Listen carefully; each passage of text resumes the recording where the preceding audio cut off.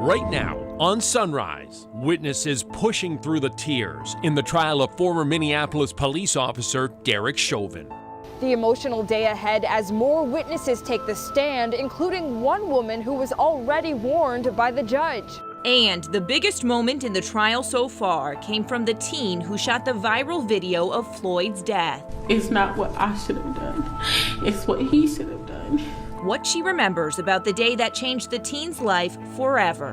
An NCAA basketball ref collapses minutes into an Elite Eight game. The scary moments for fans as we learn more about his condition this morning. A cold start and a chilly finish today. I'm looking at current temperatures plus your wind chill. Grab the spring coat. And staying grounded when life gets to be too much. The 3 steps to help you get out of your head and back into your body.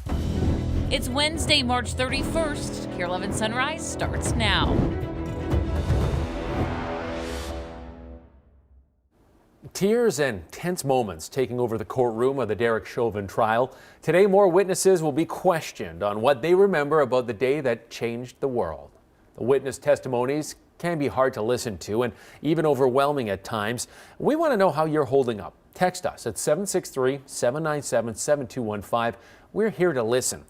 And we will also be sharing resources to help you cope coming up a little later in the show. Yeah, meanwhile, let's check in with Guy Brown and Jen Austin, who's checking traffic for us. But Guy, you gotta love Minnesota. In the spring, one day it's 70s, and the next we're layering up. Gotta stay warm. Yeah, you know what I call that? Roller coaster weather right there, right? We all love, or at least some of us there, if you love roller coaster rides. We're on one, too bad. It's cold today. It was so warm earlier in the week, and now temperatures, we're waking up to wind chill values in the teens and single digits. I mean, air temperatures are in the 20s, but misleading, right? Because after you factor in the wind speeds, another breezy day. Now, not as windy, but still enough to add insult to injury and feel like temperatures put them down into the single digits for some. And otherwise, if you're not in the single digits this morning, pretty close wind chill values in the single digits in the teens and low teens, and some areas in the state have wind chill values as sub-zero. So your school day planner will show by about 2 p.m. temperatures in the mid-30s. Highs today will be in the upper 30s. All right, another good commute this morning. We had one crash earlier on this morning. That's long gone, though. It's been cleared, so you're all good. We'll check some drive times coming up. Difficult and emotional testimony expected today at the trial of Derek Chauvin. Yeah, it picks back up this morning with an off-duty firefighter who called 911 on the officers detaining George Floyd. Kaya Edwards is live outside of the Hennepin County Courthouse. And Kaya, we saw tears at points, anger yesterday, with likely more of that coming today. Yes, probably so, considering there were already some tense moments between that off-duty firefighter and the defense. Genevieve Hansen lives in the neighborhood where George Floyd died and happened upon the scene. She says she identified herself as a medic and offered to check Floyd's pulse, do chest compressions if necessary. But she says Officer Tutau told her to move to the sidewalk with the crowd. And in court, you also had Chauvin's attorney asserting that the crowd made it more difficult to help Floyd. Some people were swearing. Absolutely. And would you describe other people's demeanors as upset or angry? I don't know if you've seen anybody be killed, but it's upsetting. Now, defense attorney Eric Nelson also asked Hansen if she'd been on other scenes where she's seen people interfering with police officers doing their job, and she said, no, not really. The day ended with some tense back and forth with the judge, even between the judge and Hansen.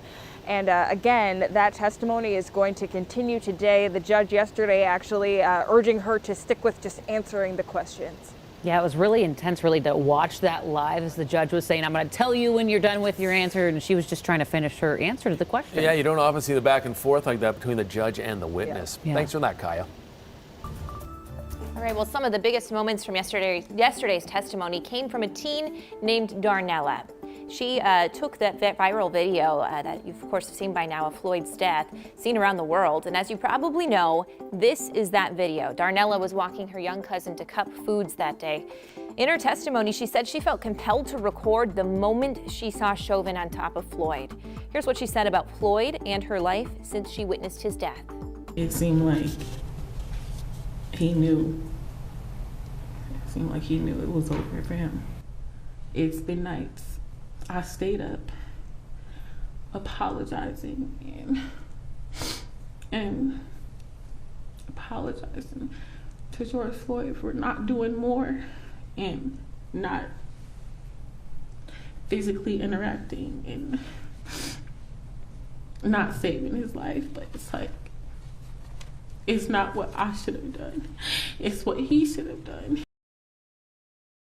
Darnella was one of 6 bystanders outside Cup Foods that jurors heard from.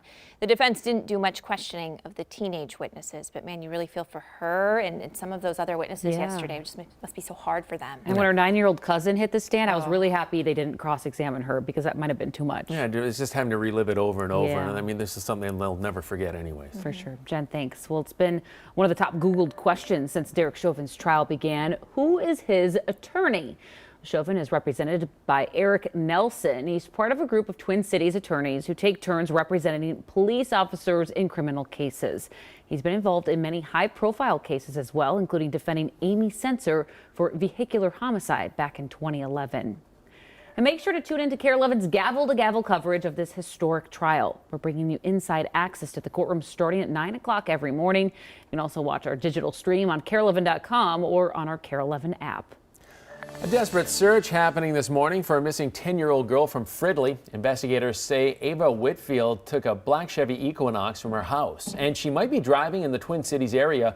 The BCA says you should call 911 if you see her. We're turning our attention to COVID vaccine rollout. Here's the 3 things that you should know this morning. Well, exciting news. 1 million Minnesotans are now fully vaccinated. And over in Wisconsin, anyone 16 and older will be able to get their first dose of the vaccine starting on April 5th. And new this morning, Pfizer says its COVID vaccine protects kids as young as 12, which could lead to children's vaccinations by this fall. Now here's a look at today's other top stories in your morning rush. Police in St. Paul are looking for the person who shot a man dead in an auto body shop. It happened Tuesday afternoon across the street from Johnson Senior High School. No one has been arrested yet. This marks St. Paul's 9th homicide of the year. A cigarette and high winds are likely the cause of a huge grass fire near Lino Lakes. Flames burned over 100 acres along I-35 Tuesday and got very close to 2 homes. You could see the smoke for miles. Crews from 5 different departments, along with a fire plane, had to help put it out. The Hill Murray boys hockey team is forfeiting a quarterfinal game against Wayzata today. It comes after 9 seniors were told they couldn't play because of possible COVID exposure. Some members of Hill Murray filed a lawsuit asking the game to be pushed to Thursday. It was dismissed by a judge Tuesday. The Minnesota State High School League did not comment on the lawsuit. The White House is expanding its pause on student loan payments. The pause does not apply to anyone who has defaulted on their loans. President Biden is still calling on Congress to cancel $10,000 of student loan debt per borrower. And that's your Wednesday Morning Rush. Chris, thanks. Let's go to Guy for the One Thing weather. Hey, Guy. Hey, take a look at those wind chills around the metro. Some spots in the single digits like St. Cloud, Princeton, New Richmond, Wisconsin. Now, as I back up, you'll see some sub-zero wind chill values from Bemidji over to Grand Rapids. All right, we've got a stalled vehicle this morning, 35W northbound in Richfield, right where 35 meets 494. We'll keep an eye on that and check some drive times coming up. All right, Jen, thanks. Hey, the results of our Countdown to Meltdown contest, they're in this morning. Fun. It's very fun. Let's just say you might want to pull the cover off your boat. Oh, that's a big hint. $100,000 in Bitcoin or burritos? That is a question. Chipotle is letting you win one of those options tomorrow. Oh, I don't know which one I want. All right, 100 small businesses making up the backbone of the Mall of America. And now their partnership with MOA is connecting you to a new kind of shopping experience. We'll explain. Some expensive.